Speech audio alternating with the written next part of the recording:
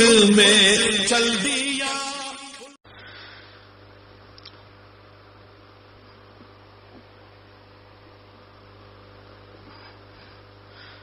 السلام علیکم ورحمۃ اللہ وبرکاتہ.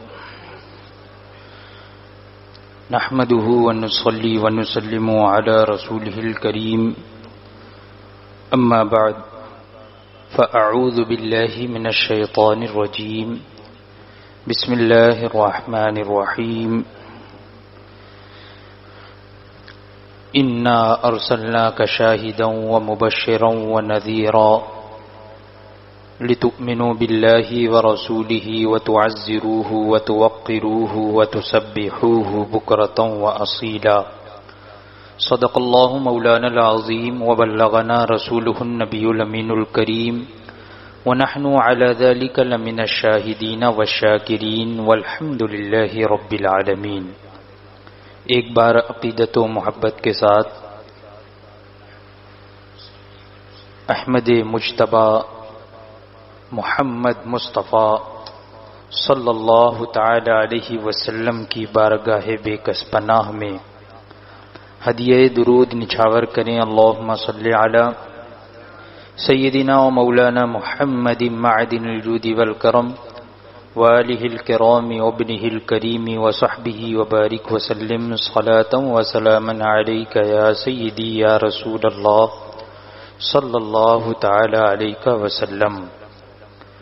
ہفتہ واری جماعت رضائے مصطفیٰ کی یہ دینی نشست جس میں انشاءاللہ تبارک و تعالی آج سے درس تمہید ایمان کا آغاز ہو رہا.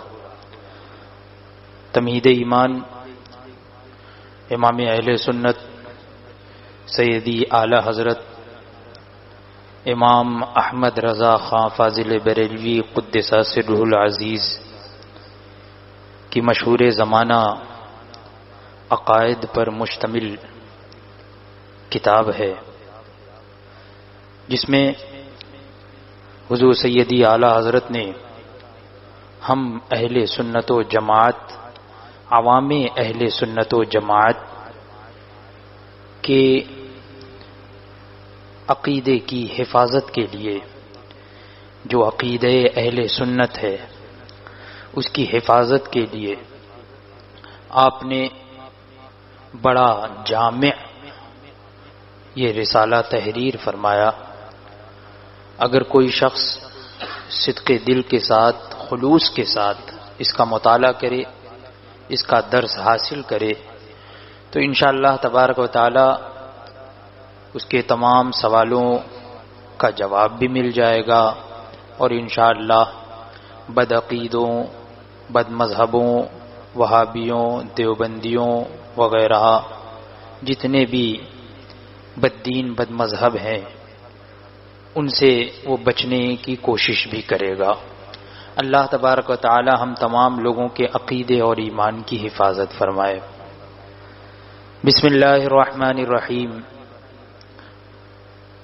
الحمد للہ رب العالمین والصلاة والسلام علی سید المرسلین خاتم النبیین وآلہ واصحابہ اجمعین الی یوم الدین بالتبجیل وحسبنا اللہ ونعم الوکیل.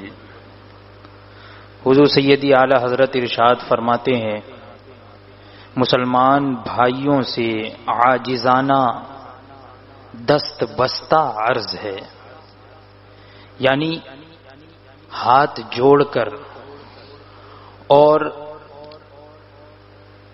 عاجزی کے ساتھ یہ گزارش اور یہ عرض ہے، پیارے بھائیوں السلام علیکم ورحمۃ اللہ وبرکاتہ. اللہ تعالی آپ سب حضرات کو اور آپ کے صدقے میں اس ناچیز کثیر السیئات کو دین حق پر قائم رکھے. میری یہ کوشش رہے گی کہ تمہید ایمان کے درس میں صرف اور صرف اعلی حضرت کے جو فرمودات اور جو ارشادات ہیں اسے ہی ذکر کروں اور جو اس میں مشکل الفاظ ہیں اسے آسان عام فہم زبان میں بیان کر دوں، اپنی طرف سے کوئی اضافہ وغیرہ نہ کروں، کیونکہ یہ ایک کتاب کا درس ہے۔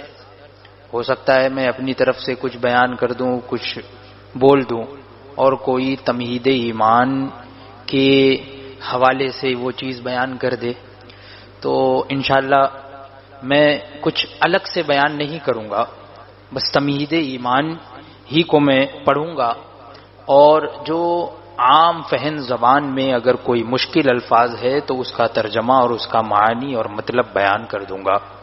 اعلیٰ حضرت فرماتے ہیں کہ اللہ تعالیٰ آپ سب حضرات کو اور آپ کے صدقے میں اس ناچیز کثیر السیئات کو دین حق پر قائم رکھے۔ کثیر السیئات کا مطلب ہوتا ہے بہت زیادہ گنہگار۔ اعلیٰ حضرت کی یہ عاجزی اور انکساری ہے کہ آپ نے اپنے آپ کو، اپنے نفس کو کثیر السیئات فرمایا، ورنہ تو ہم جانتے ہیں کہ اعلیٰ حضرت کی ذات قطب الارشاد ہے۔ اور اپنے حبیب محمد صلی اللہ تعالی علیہ وسلم کی سچی محبت عظمت دے اور اسی پر ہم سب کا خاتمہ کرے، آمین یا ارحم الراحمین۔ تمہارا رب عز وجل فرماتا ہے، انا ارسلناک شاہدا ومبشرا ونذیرا لتؤمنوا باللہ ورسولہ وتعزروہ وتوقروہ وتسبحوہ بکرۃ واصیلا۔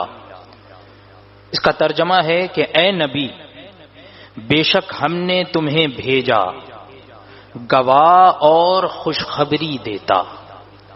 اللہ تبارک و تعالی ارشاد فرما رہا ہے کہ اے نبی، بے شک ہم نے تمہیں بھیجا گواہ اور خوشخبری دیتا اور ڈر سناتا، تاکہ اے لوگو تم اللہ اور اس کے رسول پر ایمان لاؤ اور رسول کی تعظیم و توقیر کرو اور صبح و شام اللہ کی پاکی بولو۔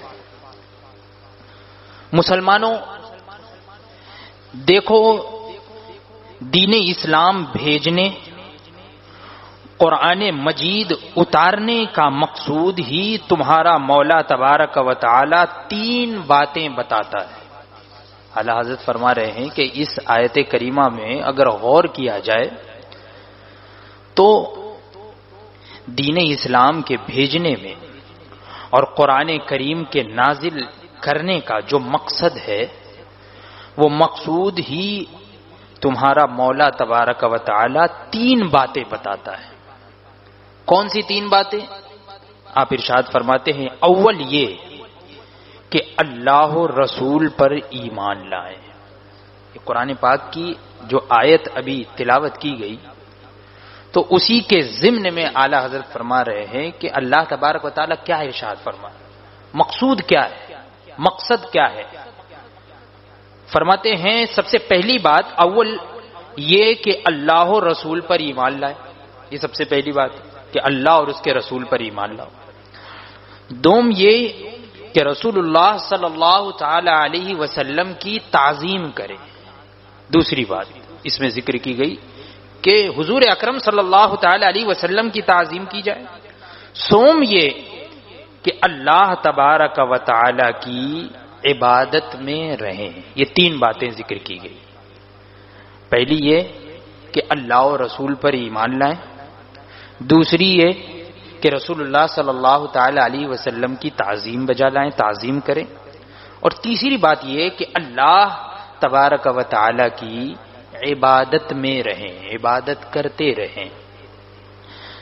فرماتے ہیں مسلمانوں، ان تینوں جلیل باتوں کی جمیل ترتیب تو دیکھو، ان تینوں جلیل باتوں یعنی عظمت والی باتوں کی جمیل ترتیب دیکھو، خوبصورت ترتیب۔ یہ جو عظمت والی بات ارشاد ہوئی ہے اس کی ایک خوبصورت ترتیب ہے کیسے؟ ابھی جو تین باتیں ذکر کی گئی تو اس کی خوبصورت ترتیب تو دیکھو۔ سب میں پہلے ایمان کو ذکر فرمایا کہ اللہ اور رسول پر ایمان لائے، سب سے پہلے ایمان کو ذکر فرمایا، اور سب میں پیچھے یعنی سب کے بعد میں اخیر میں اپنی عبادت کو آخری میں ذکر فرمایا. سب سے پہلے ایمان کو ذکر فرمایا اور سب سے پیچھے یعنی بعد میں اخیر میں اپنی عبادت کو اور بیچ میں اپنے پیارے حبیب صلی اللہ تعالی علیہ وسلم کی تعظیم کو. بیچ میں اپنے پیارے حبیب کی تعظیم کو ذکر فرمایا. پہلے ایمان کا ذکر ہوا اور آخر میں عبادت کا ذکر ہوا اور بیچ میں اپنے پیارے حبیب صلی اللہ تعالی علیہ وسلم کی تعظیم کو ذکر فرمایا. اس لیے کہ بغیر ایمان تعظیم کار آمد نہیں ہے. کہ بغیر ایمان کے کچھ ملنے والا نہیں ہے. ایمان نہیں تو کچھ بھی نہیں. تو فرماتے ہیں بغیر ایمان تعظیم کار آمد نہیں، کسی کام کی نہیں. بہتیرے نصارہ ہیں کہ نبی کی تعظیم و تکریم اور حضور پر سے دفع اعتراضات کافران لعیب میں تصنیف کر چکے ہیں. بہت سے ایسے نصارہ ہیں. نصارہ یہ نصرانیوں کی جمع ہے. نصارہ عربی لفظ ہے. نصارہ نصرانی سے بنا ہے. تو بہت سے عیسائی کفار ایسے ہیں جن کی طرف سے حضور اکرم صلی اللہ تعالی علیہ وسلم پر ہونے والے اعتراضات کے جوابات یہ کتابوں میں لکھے جا چکے ہیں. یہ اعلی حضرت فرمانا چاہ رہے ہیں. یہ فرما رہے ہیں کہ بہتیرے نصارہ ہیں کہ نبی کی تعظیم اور تکریم اور حضور پر سے دفع اعتراضات کافران لعیم میں تصنیفیں کر چکے، لیکچر دے چکے، مگر جبکہ ایمان نہ لائے کچھ مفید نہیں. یعنی ان لوگوں نے اپنی کتابیں تو تصنیف کر لی لیکن وہ کافر کے کافر ہی رہے. اگرچہ حضور کے بارے میں بہت سی کتابیں ان لوگوں نے تاریخ کی بھی کتابیں لکھی اور توریت اور زبور وغیرہ کا ترجمہ لکھ دیا، اس میں جو کچھ باتیں تھی وہ ذکر کر دی گئی، لیکن حضور پر ایمان نہیں لائے. وہ ایمان نہیں لائے تو کچھ مفید نہیں، کچھ فائدے مند نہیں. کہ ظاہری تعظیم ہوئی، دل میں حضور اقدس صلی اللہ تعالی علیہ وسلم کی سچی عظمت ہوتی تو ضرور ایمان لاتے. یہ تو صرف ظاہری تعظیم ہوئی، ظاہری طور پر ان لوگوں نے بیان کر دیا. حضور اقدس صلی اللہ تعالی علیہ وسلم کی زندگی مبارک حیات طیبہ سے متعلق ان لوگوں نے اپنی کتابوں میں جو کچھ بھی بیان کیا، لیکچر دے دیے اور جو کچھ بھی کتابیں تصنیف کر دی. ان نصارہ نے، کفار ناہنجار نے، ان لوگوں نے کتابیں تو لکھ دی لیکن وہ ایمان نہیں لائے. تو صرف ظاہری تعظیم ہوئی لیکن باطنی تعظیم یعنی دل میں حضور اقدس صلی اللہ تعالی علیہ وسلم کی اگر سچی محبت ہوتی تو وہ کافر نہ رہتے بلکہ ایمان لے آتے. وہ ایمان نہیں لائے. تو فرماتے ہیں کہ اگر سچی محبت عظمت ہوتی تو ضرور ایمان لاتے. پھر جب تک نبی کریم صلی اللہ تعالی علیہ وسلم کی سچی تعظیم نہ ہو، عمر بھر عبادت الہی میں گزرے سب بیکار و مردود ہے. جب تک کہ حضور اقدس صلی اللہ تعالی علیہ وسلم کی سچی تعظیم نہ ہو. سب سے پہلے تو ایمان کی بات ہوئی اور پھر اس کے بعد تعظیم کی بات کہ رسول اللہ صلی اللہ تعالی علیہ وسلم کی سچی تعظیم نہ ہو تو عمر بھر عبادت الہی میں اگر گزر جائے سب بیکار ہے، سب مردود ہے، یعنی قابل قبول نہیں ہے، سب ان کے منہ پہ مار دیے جائیں گے، مردود ہے، پھیر دیے جائیں گے. بہتیرے جوگی اور راہب ترک دنیا کر کے اپنے طور پر ذکر عبادت الہی میں عمر کاٹ دیتے ہیں. یعنی بہت سے ایسے ہیں جو جوگی کہتے ہیں، وہ ایسے ہندو جو لوگ جو ہے وہ دنیا کو ترک کر دیتے ہیں اور چلے جاتے ہیں بالکل جنگل بیابان میں، پہاڑوں میں. جو ہندوؤں کے جو سادھو سنت جو بھی یہ لوگ کہتے ہیں تو جو دنیا سے ترک تعلق کر لیتے ہیں. تو فرماتے ہیں بہت سے ایسے جوگی اور راہب کہتے ہیں ایسے عیسائی کو کہ جس نے دنیا کو ترک کر دیا ہو، دنیا سے ترک تعلق جو کر لیا ہو اس کو راہب کہا جاتا ہے. تو اعلیٰ حضرت فرماتے ہیں کہ بہتیرے جوگی اور راہب ترک دنیا کر کے اپنے طور پر ذکر عبادت الہی میں عمر کاٹ دیتے ہیں، بلکہ ان میں بہت وہ ہیں کہ لا الہ الا اللہ کا ذکر سیکھتے اور ضربے لگاتے ہیں. یعنی وہ بہت سے ایسے بھی ہیں ان میں جو کہ لا الہ الا اللہ کا ذکر سیکھتے ہیں اور ضربے لگاتے ہیں وہ لوگ. یعنی دل کو صاف کرنے کے لیے ضرب لگائی جاتی ہے لا الہ الا اللہ کی، جیسے ذکر کیا جاتا ہے. یہاں پر بھی محفل ہوتی ہے تو اس میں ذکر ہوتا ہے جس سے دل کا میل صاف ہو. تو ذکر کرتے ہیں لا الہ الا اللہ کا، خاص طریقے سے جو ذکر ہوتا ہے اس طریقے کا ذکر کرتے ہیں اور ضربے لگاتے ہیں. ضرب لگانے کا مطلب یہ ہوتا ہے کہ دل کو خاص طرف متوجہ کر کے اور پھر اللہ تبارک و تعالی کو یاد کرنا اور کلمہ طیبہ پڑھنا، یہ ہے ضرب.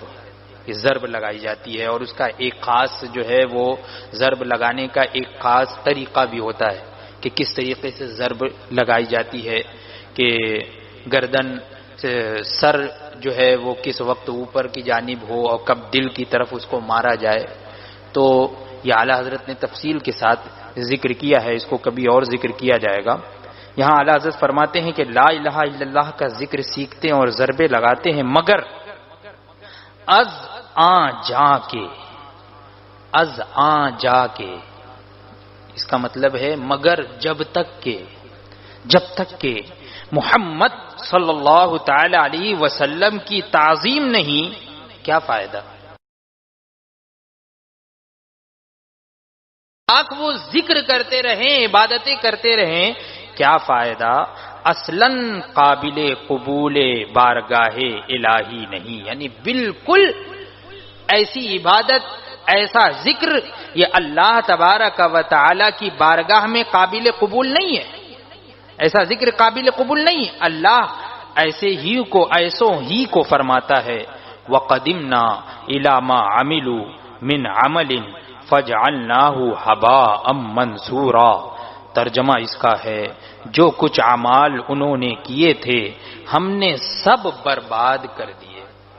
اعلیٰ حضرت فرما رہے ہیں اس آیت کریمہ کو ذکر فرما کے کہ یہ آیت کریمہ جو ہے وہ کفار کے بارے میں ہے کہ وَقَدِمْنَا إِلَى مَا عَمِلُوا مِنْ عَمَلٍ فَجْعَلْنَاهُ هَبَاءً مَنْثُورًا. کہ کفار جو کچھ بھی عمل کرتے ہیں تو اللہ تبارک و تعالیٰ ان کے اعمال کے بارے میں ارشاد فرماتا ہے جو کچھ اعمال انہوں نے کیے تھے ہم نے سب کے سب برباد کر دیے. یعنی ان کے اچھے اعمال کا کوئی فائدہ نہ دنیا میں ملنے والا ہے نہ آخرت میں ملنے والا ہے. ایسوں ہی کو فرماتا ہے عاملۃ ناصبۃ تصلی نارا حامیہ. عمل کریں، مشقتیں بھریں اور بدلہ کیا ہوگا؟ یہ کہ بھڑکتی آگ میں بیٹھیں گے، بھڑکتی آگ میں بیٹھیں گے. یعنی مشقت اٹھائیں گے، تکلیف اٹھائیں گے. بھڑکتی ہوئی آگ میں وہ تکلیف اٹھائیں گے، مشقتیں اٹھائیں گے، یہ ان کا بدلہ ہوگا. اگرچہ وہ عمل کریں، یہاں پر بھی لاکھ عمل کرتے رہیں، جوگی ہو، راہب ہو، جو بھی ہو، جنگل میں چلا جائے، ذکر کرتا رہے، لیکن حضور کی تعظیم نہیں تو عمل کریں، یہاں پہ بھی مشقت بھریں، یعنی اپنے آپ کو تکلیف دیں، اور بدلہ کیا ہوگا؟ یہ کہ بھڑکتی آگ میں بیٹھیں گے. والعیاذ باللہ تعالی. اللہ تبارک و تعالی کی پناہ. مسلمانوں کہو محمد رسول اللہ صلی اللہ تعالی علیہ وسلم کی تعظیم مدار ایمان و مدار نجات و مدار قبول اعمال ہوئی یا نہیں؟ اعلی حضرت سوال کر رہے ہیں اب، اے مسلمانوں بتاؤ، کہو محمد الرسول اللہ صلی اللہ تعالی علیہ وسلم کی تعظیم مدار ایمان ہوئی یا نہیں؟ یعنی ایمان کی بنیاد ہوئی یا نہیں، جس پر ایمان کا دار و مدار ہو. تعظیم حضور کی یہ مدار ایمان اور مدار نجات یعنی نجات کا سبب ہوئی یا نہیں، عذاب سے چھٹکارے کا سبب ہوئی یا نہیں. وہ مدار قبول اعمال ہوئی یا نہیں، یعنی اعمال کی قبولیت کا سبب ہوئی یا نہیں، ہمارے اعمال قبول ہو رہے ہیں تو یہ قبولیت کا سبب حضور اکرم صلی اللہ تعالی علیہ وسلم کی تعظیم ہی ہے۔ تو یہ سوال کر کے بتانا ہے کہ بے شک حضور کی تعظیم ہی مدار ایمان ہے، مدار نجات ہے، مدار قبول اعمال ہے۔ کہو ہوئی، ضرور ہوئی، آپ سب حضرات کہو ہوئی اور ضرور ہوئی، ہوئی اور ضرور ہوئی۔ تمہارا رب عز و جل فرماتا ہے قل ان کان آباؤکم وابناؤکم واخوانکم وازواجکم وعشیرتکم واموال اقترفتموها وتجارة تخشون کسادها ومساکن ترضونها احب الیکم من اللہ ورسولہ وجہاد فی سبیلہ فتربصوا حتى يأتي الله بأمره والله لا يهدي القوم الفاسقين۔ اے نبی تم فرما دو کہ اے لوگو، اگر تمہارے باپ، تمہارے بیٹے، تمہارے بھائی، تمہاری بیویاں، تمہارا کنبہ اور تمہاری کمائی کے مال اور وہ سوداگری جس کے نقصان کا تمہیں اندیشہ ہو، وہ تجارت، وہ سوداگری جس کے نقصان کا تمہیں اندیشہ ہے، اور تمہاری پسند کے مکان، ان میں کوئی چیز بھی اگر تم کو اللہ اور اللہ کے رسول صلی اللہ تعالی علیہ وسلم اور اس کی راہ میں کوشش کرنے سے زیادہ محبوب ہے تو انتظار رکھو، انتظار کرو یہاں تک کہ اللہ اپنا عذاب اتارے۔ اللہ اکبر۔ یعنی اگر یہ تمام چیزیں، اتنی ساری چیزیں بیان ہوئی، کیا کیا چیزیں بیان ہوئی پھر سے سن لو۔ اگر تمہارے باپ، تمہارے بیٹے، تمہارے بھائی، تمہاری بیویاں، تمہارا کنبہ، تمہارے کمائی کے مال اور وہ سوداگری جس کے نقصان کا تمہیں اندیشہ ہے، یعنی تجارت وغیرہ میں مال لگاتے ہیں تو نقصان کا اندیشہ ہوتا ہے نا کہ کہیں نقصان نہ ہو جائے، تو نقصان کا اندیشہ ہے، اور تمہاری پسند کے مکان، ان میں کوئی چیز بھی اگر تم کو اللہ اور اللہ کے رسول صلی اللہ تعالی علیہ وسلم اور اس کی راہ میں کوشش کرنے سے زیادہ محبوب ہے، یعنی اللہ اور اللہ کے رسول سے زیادہ یہ چیزیں اگر محبوب ہے، یا ان میں سے کوئی بھی چیز اگر زیادہ محبوب ہے، تو انتظار رکھو یہاں تک کہ اللہ اپنا عذاب اتارے، اور اللہ بے حکموں کو راہ نہیں دیتا ہے، نافرمانوں کو ہدایت نہیں فرماتا ہے۔ اللہ تبارک و تعالی بے حکم، بے حکم کا مطلب نافرمان، بے حکموں کو راہ نہیں دیتا، ہدایت عطا نہیں فرماتا۔ سورہ توبہ۔ اس آیت سے معلوم ہوا کہ جسے دنیا جہان میں کوئی معزز، کوئی عزیز، کوئی مال، کوئی چیز اللہ و رسول سے زیادہ محبوب ہو، وہ بارگاہ الہی سے مردود ہے۔ یعنی اگر کسی کو دنیا بھر میں کوئی بھی ظاہری عزت اور عظمت کا مالک اور کوئی پیارا رشتہ دار یا مال وغیرہ یہ حضور اکرم صلی اللہ تعالی علیہ وسلم سے زیادہ پیارا ہو، تو وہ اللہ کے دربار میں کیا ہے؟ مردود ہے۔ مردود کا مطلب کیا ہوتا ہے؟ مردود کا مطلب جسے ٹھکرا دیا جائے، پھیر دیا جائے، منہ پہ اس کے اعمال مار دیے جائیں، اسے کہا جاتا ہے مردود، یعنی جس کو لوٹا دیا جائے۔ تو یہ مردود ہے، یعنی اللہ تبارک و تعالیٰ کے دربار سے ٹھکرائے جانے کے قابل ہے، قابل رد ہے، مردود ہے۔ فرماتے ہیں کہ اللہ اسے اپنی طرف راہ نہیں دے گا، یعنی ہدایت عطا نہیں فرمائے گا، اسے عذاب الہی کے انتظار میں رہنا چاہیے۔ والعیاذ باللہ تعالی۔ آپ سب لوگ کہیے والعیاذ باللہ تعالی، یعنی اللہ تبارک و تعالی کے عذاب کے انتظار میں ایسے شخص کو رہنا چاہیے، یعنی کبھی بھی اس کے اوپر عذاب آ سکتا ہے۔ اگر کوئی ایسا شخص ہے تو اپنے دل کو صاف کرو۔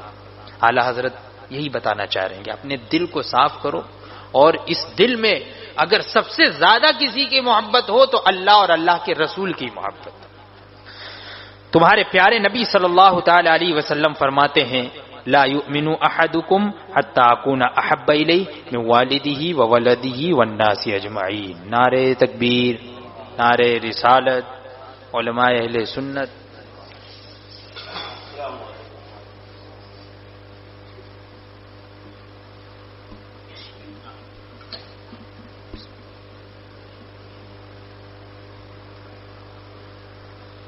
اللهم صل على سيدنا مولانا محمد معدن الجود والكرم وآله الكرام وابنه الكريم وبارك وسلم صلاة وسلام عليك يا سيدي يا رسول الله صلی اللہ تعالی علیہ وسلم. تو یہ چند باتیں میں نے تمہید ایمان کے درس میں، یہ پہلا درس تھا، اس میں چند باتیں ذکر کی گئی، اور اس سے یہ پتہ چلا کہ ایمان کے بعد سب سے اہم چیز جو عبادت سے پہلے بھی ذکر کی گئی وہ تعظیم رسول صلی اللہ تعالی علیہ وسلم ہے. انشاءاللہ تبارک و تعالی اسی عنوان کے تحت آئندہ دینی نشست میں اور یہ درس تمہید ایمان جو ہے وہ کیا جائے گا. آپ حضرات جو ہے وہ وقت کی پابندی کے ساتھ حاضر رہیں. اللہ تبارک و تعالی ہم تمام لوگوں کے عقیدے اور ایمان کی حفاظت فرمائے. وآخر دعوانا الحمدللہ رب العالمین. السلام علیکم.